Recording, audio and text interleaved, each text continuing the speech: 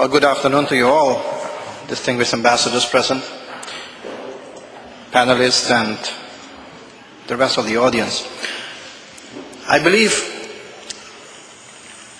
we had a very interesting discussion, a very enlightening discussion, a very useful exchange, I believe, but I think also a necessary discussion between these four groups in our societies. It was certainly a unique opportunity because it doesn't happen so often that you get the regional organization, the sub-regional integration and cooperation systems, the governments and civil society in one room. So I think that makes it very unique at the same time. And I'll speak to that a little bit later, a little bit more.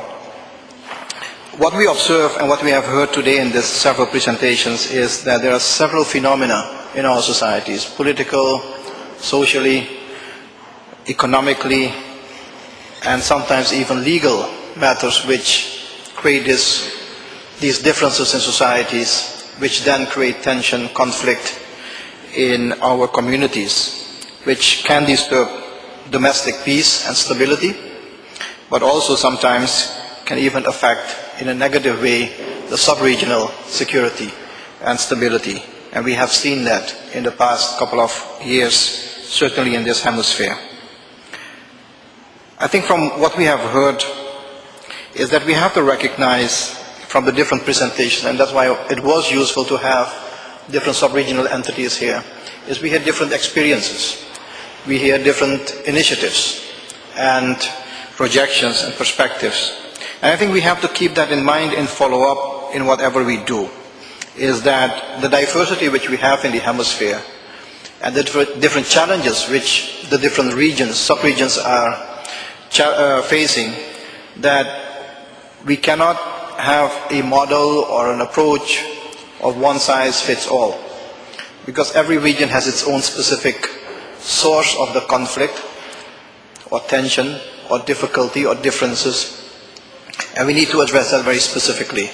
Development challenges in certain parts are the source of difficulties in our societies. In other parts it's purely the issue of crime and violence, which sometimes has deeper lying causes in our social and economic conditions. But we have to keep in mind this diversity and the different challenges every region has on their own.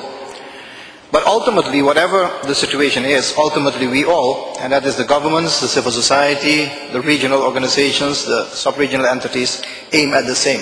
What we all basically want is to create conditions for peace and stability in our societies. Because we know that without that condition of peace and stability in our society, social and economic progress cannot be achieved. Nobody will be interested in investing in a country which has almost perpetual tension or crisis. No international company will do that, or even domestic companies.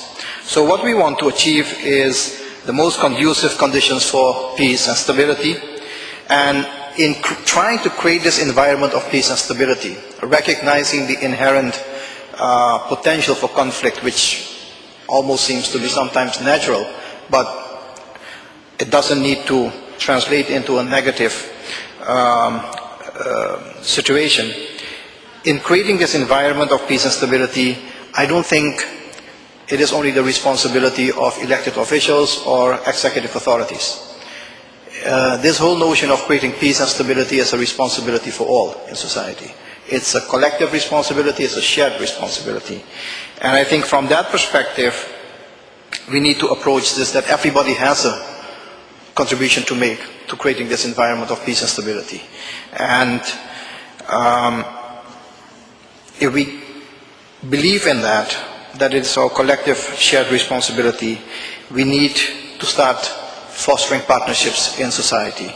Not only in societies, but between societies. Because some of the interstate conflicts are even worse in creating insecurity in a sub-region.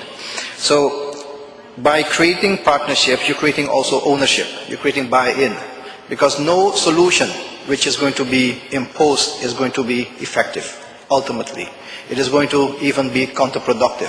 So we need to create that kind of holistic approach to how we deal with tension in society. So we had the opportunity today to share experiences, our shared perspectives, our initiatives which in the different regions are being undertaken. So that was today. What is our task now for tomorrow or this afternoon and following in the coming months and weeks? I think the most important is how do we work together? How do we work together and be concrete in creating mechanisms for cooperation within societies and between our countries and the sub-regions with the civil society engagement. I think if we can put our mind to that in the follow-up of this meeting, three specific questions come up, and some of them have been raised already. One is, how do we promote regular, structured and meaningful dialogue in societies, especially at the community level? That is a responsibility not only for civil society, but equally for the governments and for sub-regional and regional organizations. The second question which we can ask ourselves is, how do we promote social cohesion, peaceful coexistence, and consensus through public policy making? That is a task of government to facilitate equality and equity in society and to fight social exclusion, social injustice and discrimination. Because